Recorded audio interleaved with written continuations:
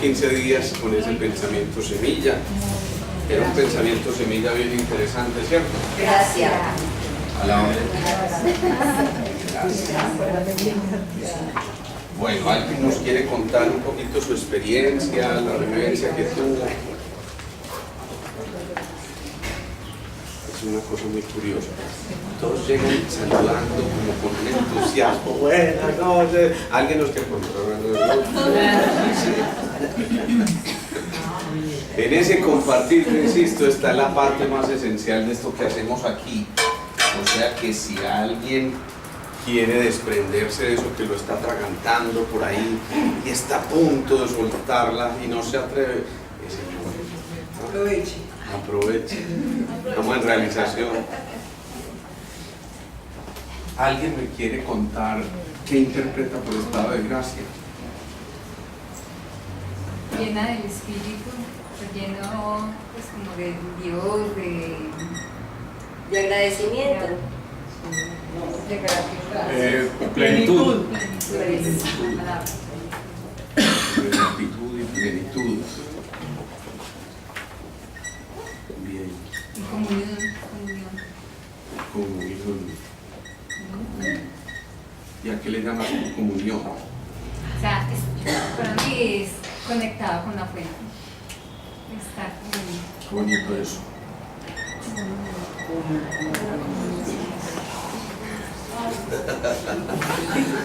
¿Qué más? ¿Algo más? Paz. Paz.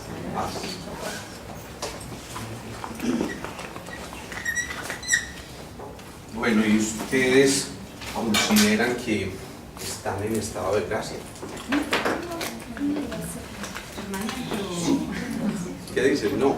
Y entonces, o sea que no está el Espíritu con ustedes, no hay gratitud, no hay plenitud, no hay comunión, no hay paz. Entonces, ¿estamos o no estamos en estado de gracia? Esa es la pregunta. sí está. Ya que sí. Bueno, yo estoy meditando sobre gracia y pues tiene muchísimas connotaciones, ¿no? Habla un poquito más duro para que te diga. Sí. Sí, hay muchas cosas que se relacionan con gracia, pero después de hacer algunas meditaciones, entonces yo saqué como una conclusión. Gracia es la manifestación del amor infinito en toda la creación a manera de regalos o dones entregados en total gratuidad solo por amor, no por méritos. Eso quiere decir que la gracia mora en todo lo creado, en todos los reinos conforme a sus características, pues la gracia es esa energía que impulsa la vida, lo cual la hace diferente en el humano, en el animal, en el vegetal, en los astros, en todo. La gracia es vida, es movimiento.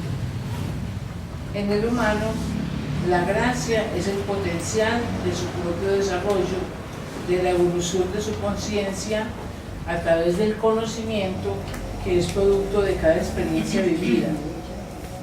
Es la expresión de la bondad infinita que, a modo de faro, ilumina el sendero hacia lo bueno, lo agradable y lo perfecto, en movimiento espiral.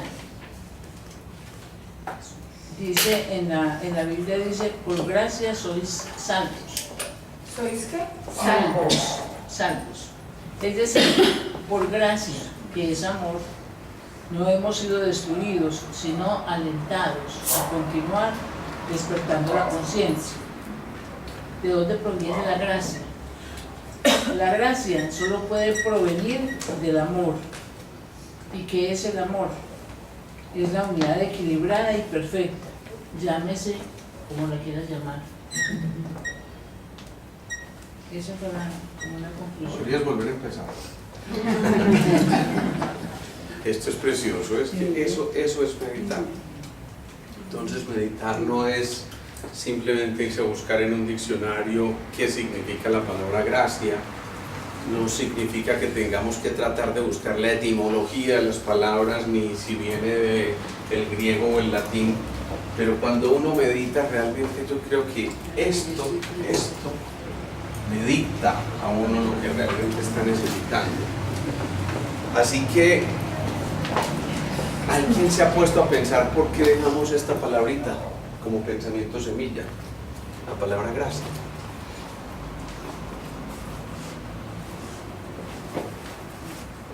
Yo creo que por el Espíritu Santo pienso que puede ser porque los que llevamos un periodo largo en las clases, pues tenemos que ir llegando a un estado de gracia, si no, no tendría como objeto tantas herramientas que nos has dado con las enseñanzas tuyas. Entonces pienso que ya nosotros meditar debemos estar sintiéndonos como ya más cercanos a esa palabra que está, porque a mí me pareció muy complicada.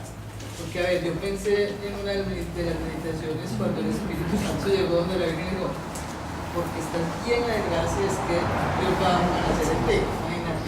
Entonces, pues es porque es una perfección y algo muy extraordinario, y a uno decir, yo tengo conmigo la gracia. Pero sí tenemos muchas de las otras virtudes y cualidades que hemos ido como cultivando a través de este tema. Bien.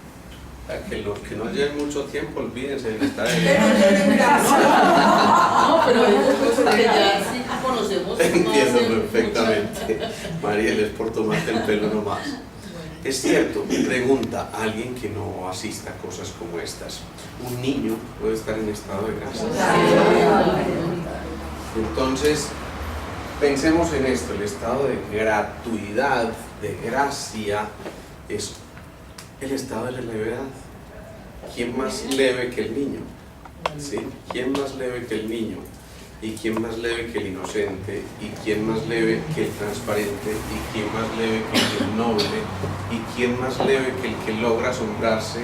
¿Y quién más leve que el que logra transmitir con una mirada? ¿Y quién más leve que el que logra escuchar, simplemente acallando su corazón y sus emociones? ¿Y quién más leve que el que logra volar libremente y sin ataduras? ¿Y quien no puede tener ningún tipo de limitaciones en su imaginación y en su capacidad creativa? ¿Y quién más leve que ese que puede olvidarse de cualquier sentimiento o emoción en cualquier segundo y sin que pareciera que el tiempo existiera? ¿Quién más leve que el que no se permite limitarse por ningún tipo de obstáculo dependiente del ego? ¿Quién más leve que un niño que levanta la mano y dice, yo soy el que soy? Porque lo está diciendo en cada movimiento, lo está diciendo en cada acción, lo está diciendo en cada palabra, en cada gesto, en cada emoción manifestada. Entonces el estado de gracia se parece mucho a eso, a ser verdaderamente ese niño que llevamos en el interior. Realmente llena eres de gracia, ahora que tú tocas el tema. Y cuando llena eres de gracia es porque finalmente esa gracia está contigo, está metida en ti. Y entonces cuando eso empieza a ocurrir, por supuesto también se empieza a abandonar la gravedad y se deja atrás eso que pesa. Y normalmente lo que pesa tiene que ver con las tristezas. Y aquí hay dos polaridades muy grandes. Una, la tristeza, y otra, la alegría.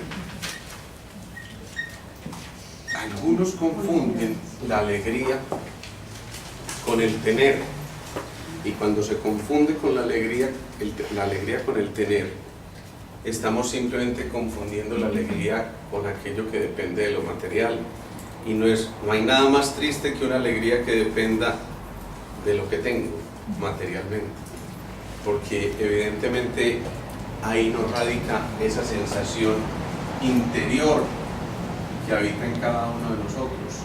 Ahí no radica sino esto. En esa tristeza generalmente adolecemos. Si empezamos a dar sinónimos de tristeza, alguien diría, por ejemplo, melancolía, dolor, depresión, angustia, desesperación, inconformidad, Desolación. Miren todos los síntomas y signos y palabras que encontramos para expresar lo que cada uno entiende como tristeza.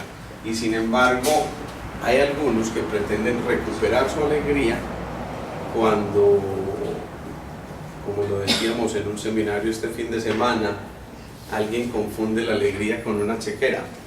Y por supuesto, ahí no está eso, ahí no puede estar el estado de gratitud.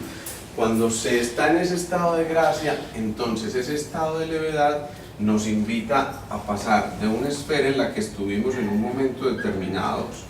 Fíjense que la semillita está acá y normalmente de primera no crece hacia arriba, ¿sí? Sino que primero echa unas raíces y esas raíces se tienen que fijar, y de acuerdo a qué tanto se puedan fijar estas raíces, entonces viene la firmeza de ese tallo que va avanzando, que va creando las primeras ramas, que va dando las primeras hojas, que va dando los primeros frutos, las primeras flores, y finalmente que genera una cosecha que va a repetirse continuamente. Entonces, cuando estamos en un estado de gratuidad, es paradójicamente empezar a liberar lo denso, digámoslo, en este caso sería la materia, para pasar entonces a la energía, esto que se requiere para elevar. Ustedes se imaginan todo el esfuerzo que tiene que hacer el reino vegetal para elevar la savia. Se necesita un potencial energético supremamente grande a la información que está metida aquí en la florecita, ¿sí? Y a la conciencia que es ese fruto que se produce finalmente y que simplemente por causalidad circular, cuando ya ha madurado lo suficiente, vuelve al inicio y vuelve a la tierra y recuerda que polvo eres y en polvo te has de convertir, nos dijeron, ¿cierto? Entonces, ¿qué pasa? El ciclo se repite, pero cuando nos vamos acercando a este proceso de ascenso, estamos acercándonos también a este proceso de la gracia. En otras palabras, en el camino de ascenso pasamos ya de aquí, de la información a la conciencia, y de la conciencia al contacto con el alma, y del alma al contacto con la tríada espiritual, y del contacto con la tríada espiritual a la mónada, y como ya se me acabó algo más. Entonces, ¿qué ocurre? Que cada uno de nosotros tiene que estar haciendo ese camino, pero no significa entonces que el que está en estado de gracia no es consciente de su cuerpo físico, todo lo contrario.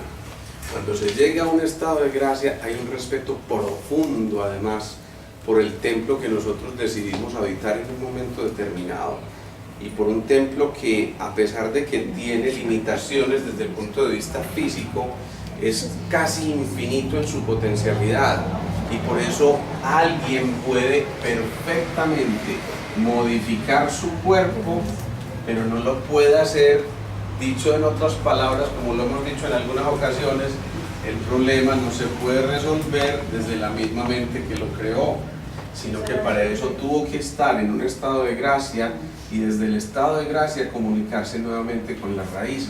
Esto es volver a producir el fruto para que el fruto de nuevo descienda y pruebe, después de haber hecho esa espiral de conciencia en la que ascendió, enriquecido desde todas las experiencias que desarrollaron precisamente ese nivel de conciencia, y enriquecido con un patrón frecuencial muchísimo más alto que le permite vibrar en un plano diferente. Es decir, este fruto, que es la misma semilla que algún día estuvo aquí, simplemente en una octava superior, decide voluntariamente volver a hacer el proceso de transformación.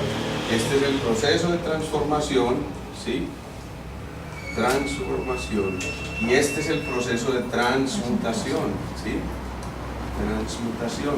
El problema es que muchas veces nos quedamos en ese proceso de transmutación y se nos olvida que aquí hay que hacer un camino de ascenso aún mucho mayor, ¿sí? Y en ese camino de ascenso aún mucho mayor estamos haciendo el problema de la transfiguración, el problema no, el camino de la transfiguración. Cuando estamos en ese camino de la transfiguración, entonces nos vamos acercando a esto que lo dijo muy bellamente, ¿quién fue la que dijo esto? Esa conexión con la fuente es lo que no podemos olvidar. porque la conexión con la fuente es volvernos a conectar con nosotros mismos. Por eso siempre nos dijeron, fuimos creados a su imagen y semejanza.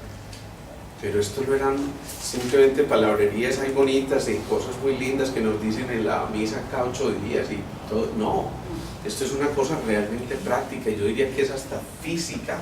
Esto es física elemental, esto es física cuántica elemental, y es lo más, digamos que, sutil dentro de esta concepción que nosotros estamos viendo. Entonces, obviamente, todas estas cosas, el espíritu, la gratitud, la plenitud, la capacidad de comunión y de comunicación también, la paz interior, ese amor infinito, los dones, la energía, la vida, todo lo que nos dictaron, todo está inscrito en una semilla que, entre otras cosas, nosotros, desde un nivel de conciencia, decidimos habitar. Alguna vez, cuando estábamos acá y teníamos que volver a descender acá, decidimos en qué cuerpo encarnar. Y cada uno simplemente se tomó el arte de la abolición, la libre elección de poder escoger a dónde iba a llegar. Y por eso, quien renace honra a su padre y honra a su madre, aunque no los haya conocido, aunque la mamá se murió en el parto, aunque el papá se perdió apenas supo que estaba en embarazo. Esto no es importante. En medio de todo, la resiliencia va mucho más allá, porque es el conectarse desde la conciencia a la verdadera misión, con todo lo que eso implica. Y si la verdadera misión implica a veces afrontarse, confrontarse y mirar hacia adentro y reconocer que somos, yo digo, deliciosamente ignorantes y vulnerables, eso es una absoluta maravilla, porque nos está permitiendo reconocernos en lo más elemental que puede reconocerse un ser humano, y es que no se puede alejar de la fuente. La fuente es ese entusiasmo. Entusiasmo viene de enteos asmo, que significa Dios está en mí. Yo insisto, no respeto muchísimo las creencias de todos los que estén aquí y su visión religiosa, y esto, créanme, va mucho más allá de un discurso moralista o religioso o lo que sea. Es ver mucho más allá en ese Dios, no, llámenlo como ustedes lo quieran llamar, como lo hemos dicho. No, va mucho más allá, es esa fuente precisamente, y por eso no nos podemos desligar de esa fuente. Cuando uno se desliga de la fuente, entonces viene un proceso muy complejo, y es que la gente empieza a tener conflictos consigo mismo, porque el problema no es no lograr los sueños cuando son muy elevados, sino precisamente lograrlos cuando son muy bajos, porque nos convertimos en seres mediocres y nos conformamos con eso, y entonces no pasamos a ese momento tan maravilloso que es el momento potencial más grande, que es el momento en que a una idea le llega su hora.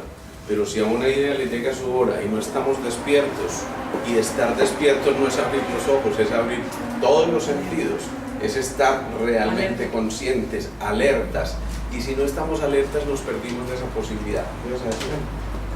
Pues con todo lo que ha dicho, y pues teniendo ¿estos qué?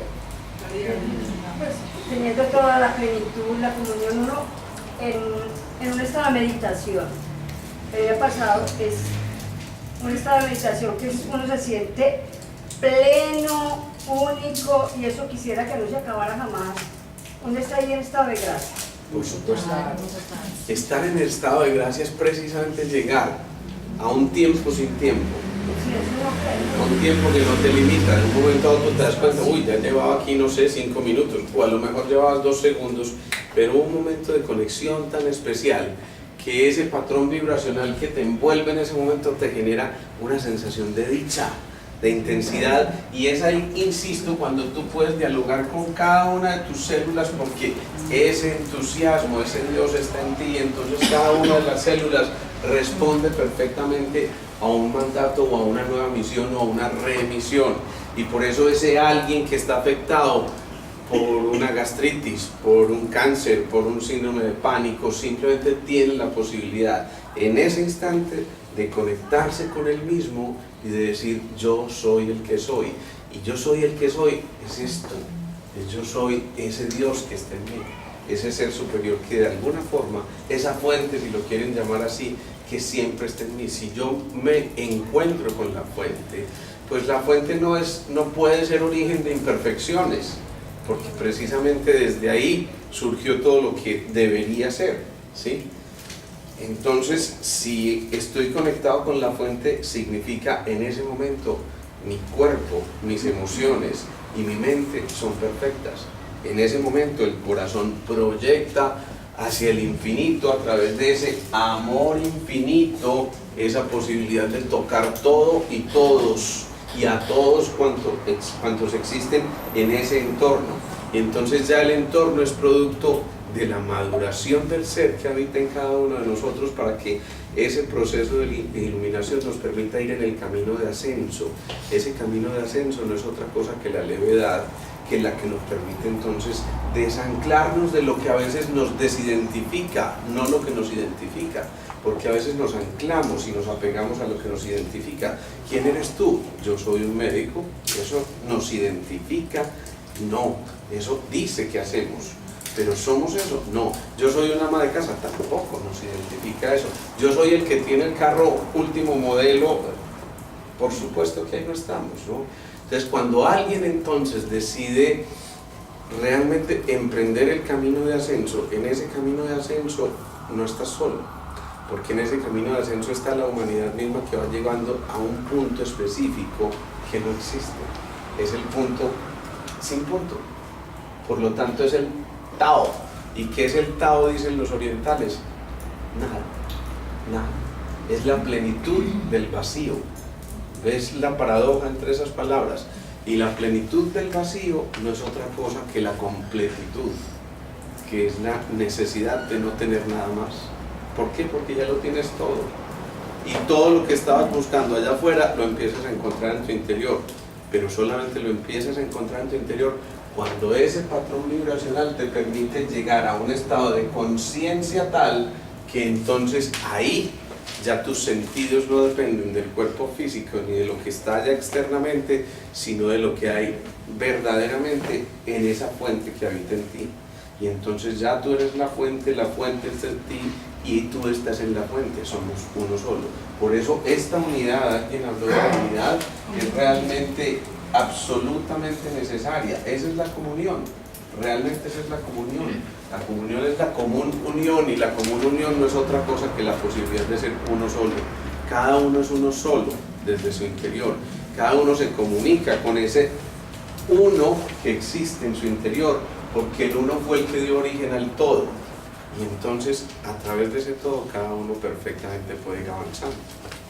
Si logramos entender la posibilidad que existe en nosotros de que esta semilla que germina es precisamente toda la conciencia universal unificada, y que en cada semilla estamos todos de alguna manera, y que en cada semilla hay el aporte de los genes de millones y millones y millones de años de evolución, desde la lobelia hasta que se fue pasando por los primeros paramecios, y después aquellos que se fueron llenando de vertebritas, y después empezamos a caminar o a reptar o a lo que fuera.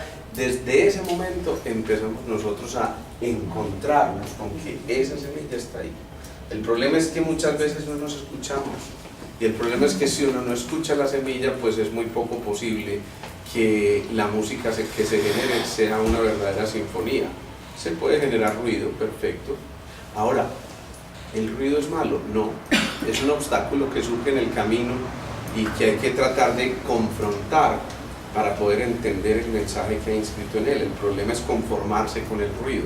Vuelvo y les digo, el problema es conformarse con expectativas muy bajitas, porque si no, yo creo que estamos desperdiciando un momento en que no solamente el Espíritu y Dios estén en nosotros, sino un momento en que se pueda transmitir pasión, la posibilidad de tomar riesgos, de volver al respeto por la vocación y por la consagración. Eso es absolutamente fundamental. Cuando nosotros llegamos a ese punto, empieza a haber una transformación interior, y esa transformación interior nos convierte a cada uno de nosotros en semillas, raíces, tallo, flores, frutos, y somos todo al mismo tiempo, y entonces no nos podemos diferenciar. Y si somos todo al mismo tiempo, entonces en un momento somos papás, mamás, hijos, hermanos, amas de casa, sicarios, matones, empresarios, y todos estamos ahí de alguna forma metidos, y tiene este proceso de ascenso la necesidad de ir aclarando en cada segmentico del sendero qué es lo que tenemos que volver a recuperar dentro de esto que llamamos la lección, que nos permite también comprender mucho más fácil la misión. Si cada uno hiciera el esfuerzo interior de tratar de escuchar esa misión, si cada uno hiciera el esfuerzo simplemente de acallar el ruido que habita en nuestras emociones, y si cada uno asumiera responsablemente el papel que le corresponde, entonces podríamos cambiar el entorno, el tiempo y el cuerpo. En cada uno de esos movimientos estamos recordando la ley del 3, que no es otra cosa que el Padre, la Madre y el Espíritu Santo. Esa es la misma cosa. En todas las visiones del mundo hay siempre una ley del 3 allí inscrita, y eso es inevitable. Esto no es ni siquiera una cosa que dependa de nuestra visión católica o judeocristiana, sino que está en todas las visiones del mundo, y nos está recordando que en esa ley del 3 está la posibilidad de la conjunción entre la materia y la energía, entre lo más denso, entre lo más bajo, digamos, en términos de frecuencia, y lo más sutil. Cuando esas dos cosas se unen, esa fusión genera una gestación muy bella, y esa gestación no es otra cosa que la posibilidad de prolongarnos y mirar hacia arriba con alegría, con entusiasmo, con expectativas sanas, sin hipotecarnos a ese pasado ni sin esclavizarnos a las expectativas, sino entendiendo que allá es lo mismo que acá y es lo mismo que allá, y entonces existe un único tiempo que es el presente, y en ese único tiempo el corazón late de manera coherente, y por eso el corazón tiene variabilidad, y por eso el corazón toca a los demás, y por eso el corazón manda más información al cerebro que el cerebro al corazón, y por eso ese corazón, digamos, ampliado en todo el sentido de los sentidos, empieza necesariamente a movernos las fibras más íntimas, que no nos está moviendo nuestras propias fibras, sino que está moviendo las fibras de la humanidad entera a través de eso que cada uno de nosotros está haciendo. Llevemos esto a cosas prácticas, porque esto puede sonar un poquito elevado, pero si uno desciende otra vez en ese camino de estar transformando y transmutando, transformando y transmutando, encuentra que cualquiera de esas cosas es perfectamente posible. Yo veía una colega recientemente que me dice: yo vengo porque tengo un síndrome de Sjögren.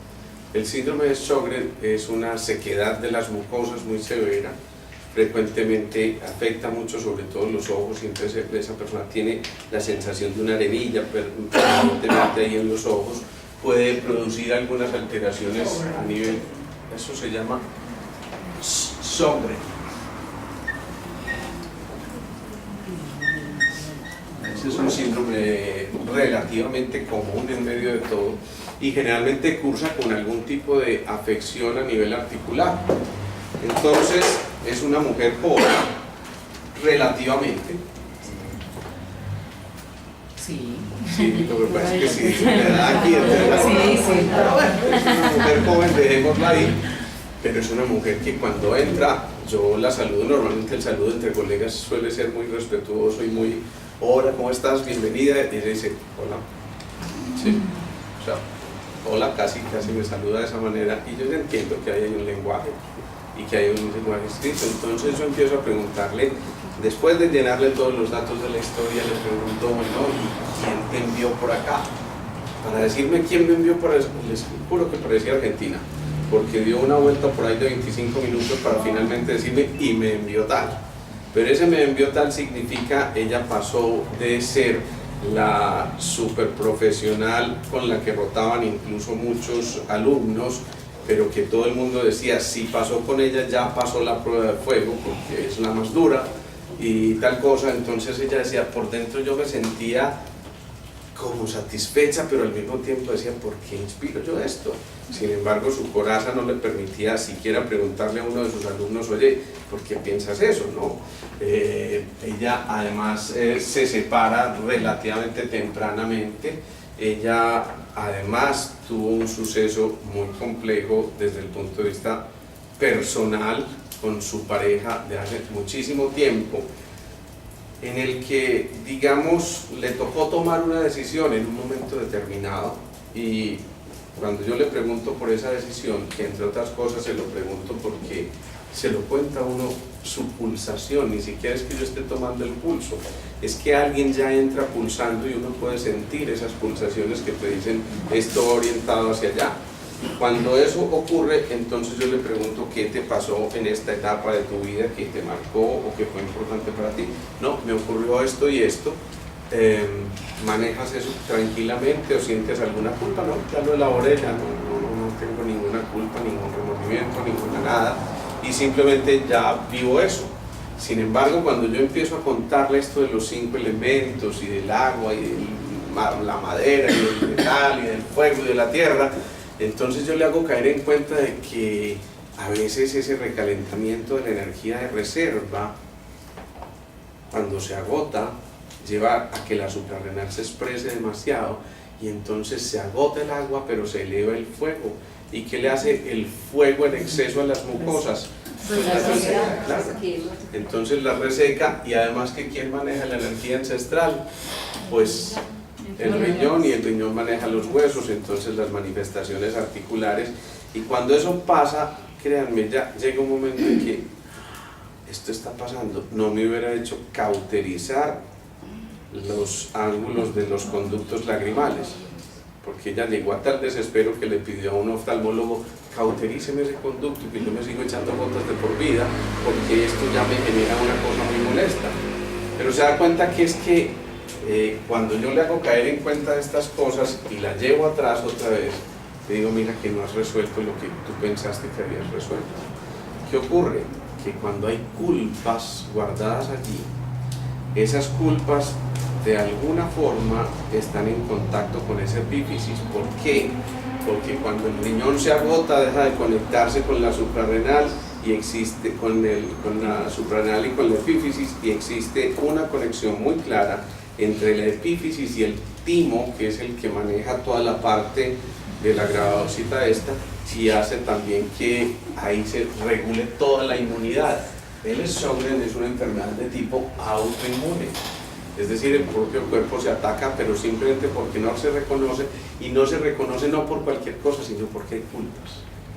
Entonces ahí, cuando ya ella comprende, y comprender es terapéutico, cuando ya ella comprende, yo le hago caer en cuenta que esa coraza no la ha quitado, y que se ha estado tratando de poner distintos trajes de corazas, una con sus alumnos, otra con su ex esposo, porque se separó hace algún tiempo, otra con sus papás con quienes vivió una relación relativamente distante, y otra incluso con todo el que saluda la primera vez, y le hago caer en cuenta de la manera como me saludó, y ella dice, qué vergüenza, sí, pero es que es verdad.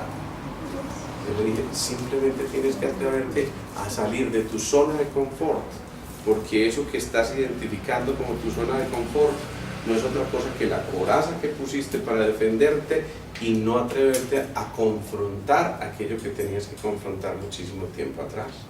Entonces esto no depende ni mucho menos de ese riñón que no nutrió a la madera, y ustedes saben que el hígado maneja los ojos. Eso no depende simplemente de un movimiento energético, sino que depende de un movimiento de las emociones que o no fue dado o fue dado de manera errónea.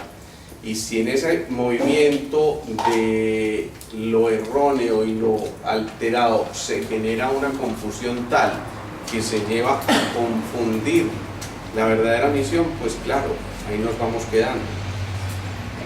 Pero entonces, ¿cómo identificar que realmente yo superé eso porque ella creyó que ya lo había superado? Es muy sencillo. Y es tan tremendamente sencillo que es sorprendentemente sencillo. Cuando yo la miro a los ojos y le dije, ¿crees que superaste eso? Sí, ya. Sí. Pero miren qué hizo. Eso es una cosa muy sutil, pero ella dice, sí, yo ya. Claro, primero miró para abajo. ¿Qué significa eso? Todavía está ya metido en el pasado. Que racionalmente le quiera poner fachadas y le, No, por le quiera eso, poner... ella, ¿cómo hace pues, la persona? Ah, la persona misma. Sí, pues uno para darse cuenta que realmente pues, que no lo ha superado y uno creyendo que ya lo superó. Lo primero es recuperar un valor fundamental que se llama la honestidad. A veces somos conscientes, que es lo más grave, a veces somos conscientes de que no estamos siendo honestos con nosotros mismos y entonces le ponemos colores a cosas que sabemos que no existen. Y por dentro, bueno, no importa, de todas formas la gente me ve así y yo prefiero que me vean así porque no quiero ni que me vean triste, ni que me vean con cara de vergüenza, ni que me vean... Entonces no confrontamos ese tipo de situaciones, pero es antes que nada reconocerse, insisto, tremenda y humildemente vulnerables. El problema es que nos cuesta mucho eso porque hay un personaje que anda rondando a toda hora por ahí, el ego, ¿sí? Y ese ego es el que me encanta porque ya saben que ya ustedes leen la mente, además están haciendo todo ese proceso. Eso significa que estamos vibrando en el mismo patrón frecuencial. Miren, les cuento otro caso que es muy bonito. Hace tal vez 2 meses vino una paciente abogada, vive en Miami, y cuando llega me dice, acabo de aterrizar de Miami, vine únicamente a esta cita, mi vuelo sale a tal hora. Ustedes se imaginan ya la responsabilidad que eso implica para mí. Yo soy como te vienes de Miami a una cita viendo todo el que te puede ver desde por allá, ¿no? Ella me dice, tuve un accidente hace 22 años, los mismos 22 años que no han pasado un solo día en que yo no tenga un dolor permanente y aterrador y en que yo no tenga que ir a las urgencias al menos 2 veces por semana a que me coloquen algún tipo de analgésico. Se imaginan lo terrible. Cuando además yo veo las placas, yo digo, bendito, y aquí vino esta mujer aquí, por Dios. Entonces yo mientras tanto decía, help. Y ese help, pero mirando yo para arriba, y ella me decía, ¿usted por qué mira para arriba? No, maricadita es de una. Entonces bueno, empezamos a mirar qué había y la enfocábamos también de ahí, de esos 5 elementos y de esas cositas, y empezamos a tratarla. Pero yo sabía que estaba tratando lo denso y que teníamos que mover cosas que a lo mejor sin duda iban a salir a flote, pero que no nos iba a bastar unos 40 o 50 minutos en una consulta para desenmascarar todo eso y ver qué más había ahí. Obviamente le mandábamos algunas cositas elementales y nada del otro mundo, pero le hacemos caer en cuenta de que toda esa zona donde sufrió el impacto tiene que ver mucho con su conexión de sus ancestros y además con todo lo que tuvo que ver con su infancia, incluso antes, muchísimo antes del accidente que tuvo, ¿sí? Ella se va y me dice, bueno, nunca me habían hecho ver esto de esta manera, pero pues miremos a ver.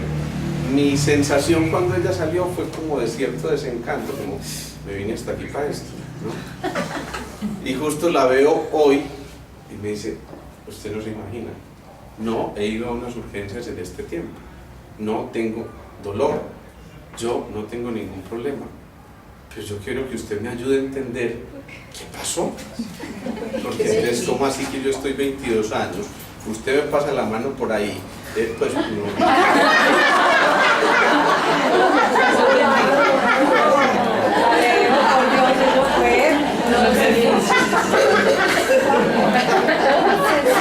Ahora verá que todas quieren que les pase la mano por ahí. Y entonces uno con esos espejitos y esas cositas, como le dice la gente a los filtros y al láser y al control del televisor, porque así le dicen al láser, y entonces yo ¿cómo así? Y por supuesto yo también digo sí, y yo qué sé, ¿qué pasó? Pero entonces ella me dice, no, yo sé que usted hace regresiones, y ¿de dónde te sacaste eso? Yo no, por lo menos conmigo sí no. Entonces se me dice, mire, yo sé que usted puede ver un poquito más allá. Yo le dije, mira, yo puedo hacer una especie de regresión, pero yo no me voy a ir a ver si tú fuiste Cleopatra o Juana de Arco, yo no sé quién en otra vida, o si fuiste una prostituta o una mujer muy contenta o lo que fuera. No, yo puedo irme desde atrás y preguntarle al pulso tuyo qué hay en relación con esto. Ella se acuesta, pero antes de acostarse, miren las cosas, esto es muy bonito. Ella me dice, pero ¿puede entrar alguien que vino conmigo y filmar esto? Le dije, mira, yo no tengo ningún problema, pero si tú te vas a distraer por la filmación, prefiero que estemos solos. Y dice, no, no hay problema. El hombre entra, además entra como con cara de fiscal, ¿no? Vamos a ver qué se hace aquí. Y aquí voy a El día que le filmar. pasó la mano. Yo creo, ¿no? Lo cierto es que yo tomo el pulso, se acuesta en la camilla, le pido relajarse, hago cualquier técnica de relajación y le pido que vayamos retrocediendo, y yo mentalmente pregunto, bueno, ¿qué edades hay importantes en relación con esto que está ocurriendo y qué tiene específicamente que ver con esto que está pasando?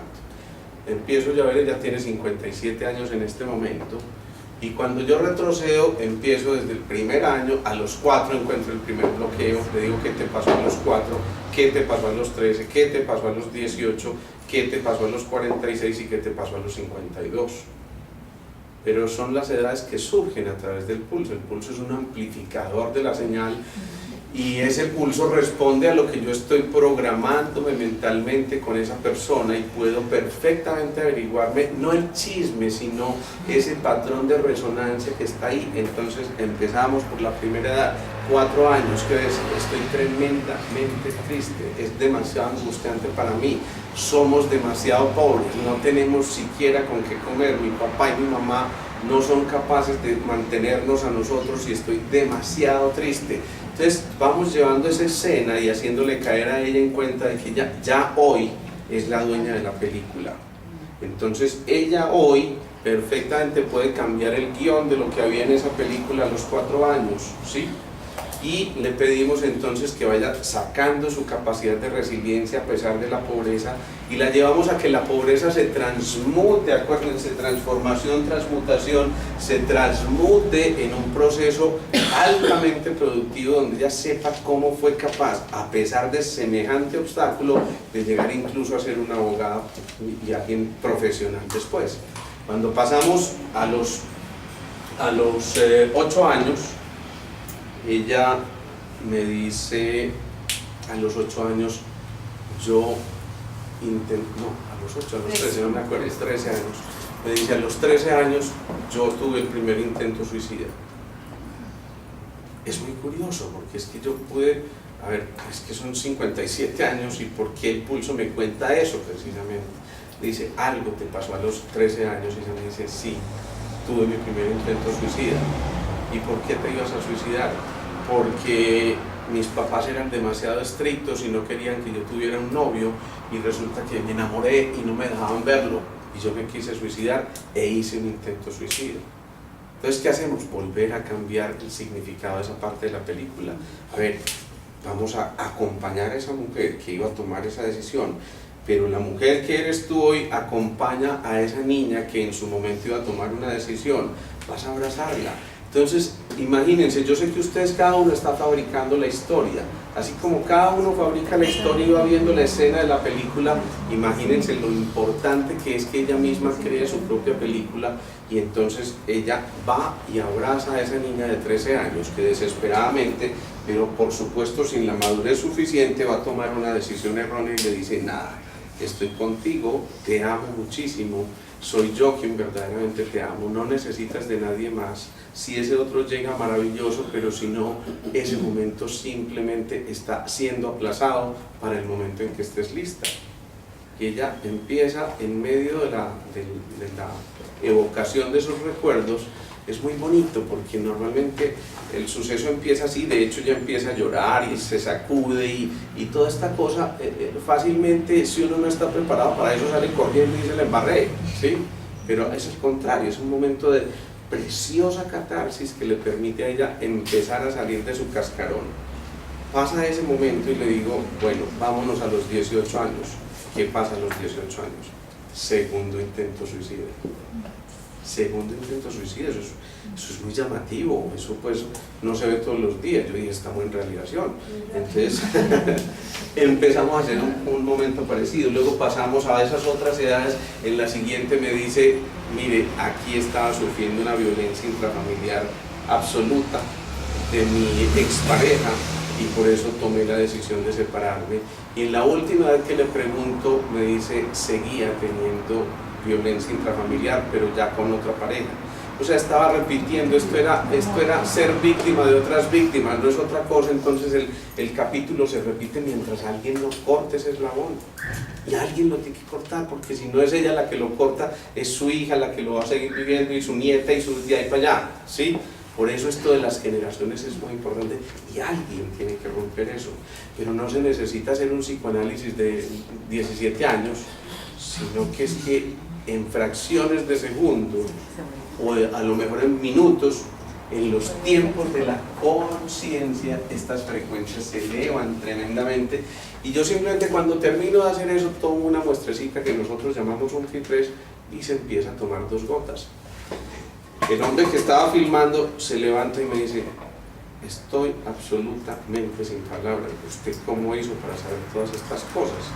Si es algo que yo estuve buscando por mucho tiempo y jamás pude enterarme de todo lo que estaba pasando, ¿cómo es posible que usted en este rato, fueron 40 minutos, pueda llegar a todas esas cosas? Evidentemente no soy yo, evidentemente es una cosa que está acompañándonos, porque uno empieza a vibrar en ese mismo patrón frecuencial y esa cosa se llama fuente, ¿sí? No es otra cosa, es que esto hay que volverlo práctico, a ese Dios hay que volverlo práctico, a ese ser superior hay que volverlo la compañía perfecta, a esa frecuencia infinita hay que apropiarse de ella, porque es que Él nos la regaló. Y entonces, si nos la regaló, tenemos que hacerle honor al regalo, y tenemos que hacerle honor a esto que estábamos diciendo, y entonces es ahí donde uno puede dilucidar perfectamente toda la evolución del ser humano para ir llegando a cosas que realmente nos permitan crecer. Si uno con historias como esas no crece, entonces, ¿de qué otra manera? Yo por eso digo, soy un absoluto privilegiado, cuando tengo la posibilidad de, a través de esas historias, simplemente hacer el famoso ajá para el otro, ajá, y caer en cuenta. Y entonces aquí empezó otra cosa completamente distinta, y sin duda ahí empiezan a proyectarse fortalezas. Uno ve que incluso cuando el paciente salen como hagan de cuenta, sí, el tipo que aquí sí ya llegué yo, ahora sí que se tenga el mundo fino, porque ya entré yo otra vez a jugar. Pero es así, la gran mayoría de las veces nosotros pasamos como de agarre, y estamos más o menos caminando así como medio marionetas, como que a ver, apropiémonos. Pero apropiarse significa tomar con responsabilidad un estado que nos dieron desde antes de venir. La responsabilidad, nos han dicho a nosotros muchas veces, es no abandonar este mundo sin haberlo dejado al menos un poco mejor de lo que lo hallamos. Y si no nos apropiamos de esto, yo creo que es muy difícil, ¿o no? ¿Ustedes qué opinan? Sí.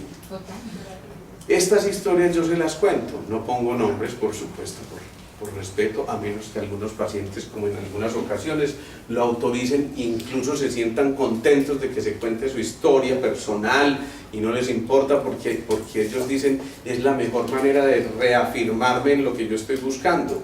Pero ese tipo de movimientos y de cuentos y de historias que yo les transmito acá no son otra cosa que la posibilidad de interiorizar a través de todas esas historias lo que nos está ocurriendo a cada uno de nosotros. Todos tenemos esyogen, todos hicimos el intento suicida, todos fuimos papás o mamás. Entiéndanme lo que les quiero decir, no les estoy diciendo todos nos cortamos las venas, no, todos somos uno solo, es lo que estoy diciendo, porque somos una sola célula que se llama humanidad. Y entonces, si en esa célula cada uno de nosotros entiende la función que tiene, y el ribosoma es importante, y la mitocondria es importante, y todas las organelas son importantes, finalmente la membrana, lo externo, se va a comunicar con lo interno y va a llegar al núcleo, que es donde está toda la información de la humanidad misma. En ese núcleo reside toda la historia de la humanidad. Solamente cuando yo me pueda contactar con mi historia voy a poderme encontrar a mí mismo. Si yo me encuentro con esa historia, sin duda no estaré condenado a repetirla. Pero si yo evito la historia y pongo la coraza y me meto y me escabullo y salgo hacia la zona de confort, pues allá me quedo y seguramente voy a tener que repetir la lección cuantas veces sea necesario para poder evolucionar. Por eso, cuando alguien tiene un miedo, un temor muy grande, lo único que está ocurriendo es la necesidad de evitar una realidad que hay que enfocar nuevamente. Acuérdense de esa frasecita: el miedo tocó a mi puerta, el amor abrió y no había nadie. ¿Eso qué significa? Que el amor diluye cualquier tipo de cosas como estas, y por eso también la gran mayoría de las enfermedades están asociadas con la tristeza, que es hija de los miedos. Entonces, hay gente que tiene muchísimas cosas, pero que sigue siendo triste. A mí me gustaría que yo sería feliz si mi mujer tal cosa, si mi hijo tal cosa, si tuviéramos esta casa, si pudiéramos viajar, y entonces seguimos aplazando la felicidad porque siempre vamos a tener un sí condicionado, ¿sí? Y ese sí condicionado nos impide ver que qué maravilla que simplemente podemos despertarnos y ver la gracia que está ahí a todos los lados. Y miramos hacia abajo y hay gracia, y miramos hacia arriba y hay gracia, y en ese cielo azul hay gracia, y en ese cielo oscuro hay gracia, y en esa noche oscura también hay gracia. ¿Por qué? Porque todo tiene un ciclo y todo se está moviendo continuamente y todo es completamente dinámico, y en ese dinamismo está la posibilidad de que ese electrón tiemble y se mueva el universo, y en ese dinamismo está la posibilidad de que ese fotón nos recuerde que somos seres de luz, y en ese fotón que se convirtió en luz volvimos a rescatar la semilla que había en cada uno de nosotros. Entonces, ¿por qué quedarnos en las nimiedades, en las pequeñas cosas? Por Dios, hay tantas cosas en las que estamos de acuerdo como para quedarnos en la pequeña cosita que nos generó la obstrucción. Es que la oportunidad de ser feliz y de estar contentos y de estar en el estado de gracia es ya. Entonces, ¿por qué aplazarlo? ¿Por qué ponerle a ese ya una condición de si el otro me mira, seré feliz, y si no me mira, seré infeliz? ¿Qué cuentos? Ese mirarse depende de cada uno de nosotros. El problema es que cuando nos da tanto miedo mirarnos a nosotros mismos y tomar el espejo y vernos reflejados ahí, es simplemente porque hay tal turbulencia que aunque el lago esté ahí quietecito, no nos vamos a ver porque la turbulencia es interior. Y si la turbulencia es externa, pues con mayor razón. Ese externo es el entorno, pero ese interno es nuestro cuerpo, y lo otro es el tiempo único en el que deberíamos estar, que es el presente. Se justifica entonces que eso que hemos construido durante tantísimo tiempo se vaya a pique porque llegaste tarde, o porque tú hiciste algo que no me convenció a mí, o porque simplemente esto que tú estás eligiendo no es con lo que yo resueno, juntos como las cuerdas del laúd, pero que cada cuerda de su propio tono. Si cada uno de nosotros realmente se permitiera desde su interior ser uno solo, entonces no encontraría diferencias con el otro, y simplemente encontraría coincidencias con el otro. Pero desde el ego estamos siempre generando conflicto, y hay algo que tiene que existir.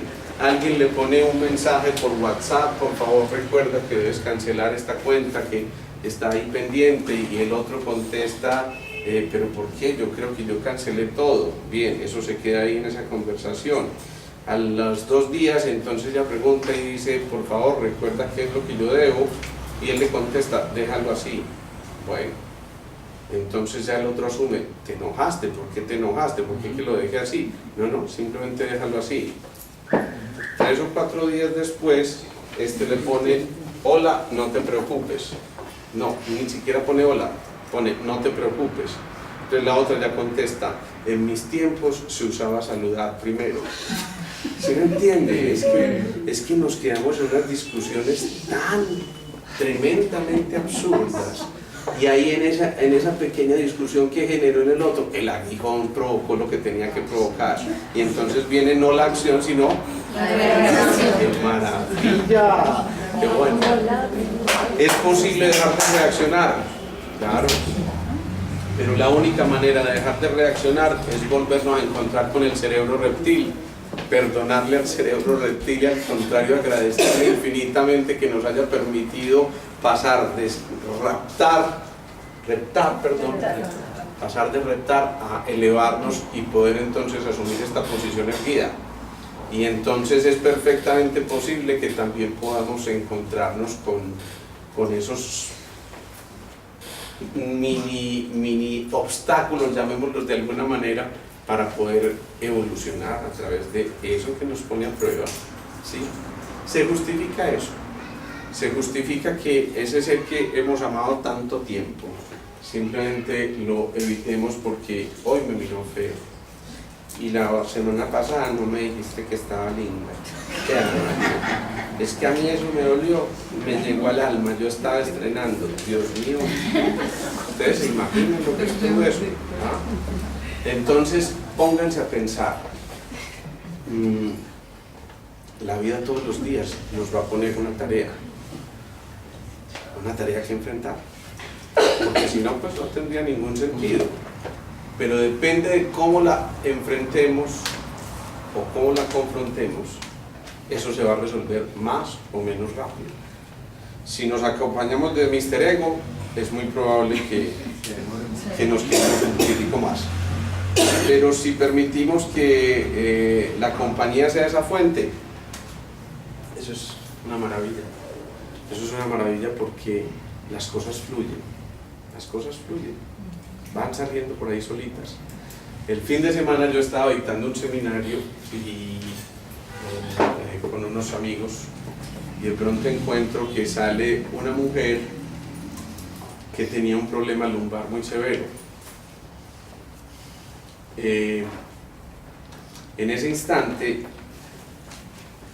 ella nos cuenta que ha tenido algún tipo de dificultad con su pareja, que no conoció muchas cosas de sus ancestros, que eso le dolió profundamente, que todas esas cosas ocurrieron. Y cuando examinamos su columna, su zona de la columna, yo les estaba explicando que hay una técnica que se llama el rollo cutáneo para saber si hay una cosa que se llaman las miogelosas, que es simplemente contracturas de los músculos muy fuertes. Entonces uno casi que pellizca esa zona y hace rollos ahí, que me encanta la cara que hacen por allá, como que ya les dolió, esas son las neuronas del espejo. Entonces que está haciendo ese movimiento, pero uno dice, y ella dice, no, es que eso yo realmente no tengo nada, por ese lado ya lo superé, tal cosa, pero uno sabe con esa resistencia que hay algo que está fallando todavía y simplemente que no quiere confrontarlo. Eso termina así ese día, pero al día siguiente hacemos una práctica y resulta que con el grupito con que ella estaba practicando le hacen 2 o 3 preguntas, tocan nuevamente esa parte y la tocan en otra parte del cuerpo que corresponde a esa zona e inmediatamente empieza ella a chillar y a llorar, entonces se vienen y me dicen, mira, hay una catarsis, y yo, qué bueno. Y lo hacemos así, le pido que se quede hasta el final, cuando yo ya termino el seminario la miro, le paso la manito por ahí. Y en ese momento ella me dice, es increíble, pero yo pensé que todo eso había sido superado. Le dije, ayer nos dimos cuenta de que no estaba superado, porque eso se siente, simplemente que no tenemos derecho a vulnerar tu individualidad y reservarte todo lo que te quieras reservar. Pero cuando cae en cuenta de esas cosas dice sí, francamente, y entonces empezamos a mirar y resulta que dice, es que caí en cuenta que a mi mamá le tocó sufrir mucho, es que a mi mamá tal cosa, y es que mi mamá, y cuando le dije, ¿y quién es la mamá de tu mamá? Ella se queda mirándome como, yo. Y le dice, y normalmente la hija debe ser la mamá de su mamá. No. Ahí se hizo todo lo que había que hacer. Mediten eso porque de ahí van a venir cosas que sin duda van a cambiar tu vida. Cuando uno confunde los roles, entonces empieza a asumir cosas que no le tocan. Y si uno asume cosas que no le tocan, el más educado le dice metido, ¿cierto? Y uno mismo se dice, ¿sí? ¿Ven cómo es el lenguaje no verbal el que habla tantas veces? Bueno, dudas, preguntas, inquietudes. Que les pase la manita. Ahorita hemos fila. Bueno, vamos a terminar haciendo la meditación entonces.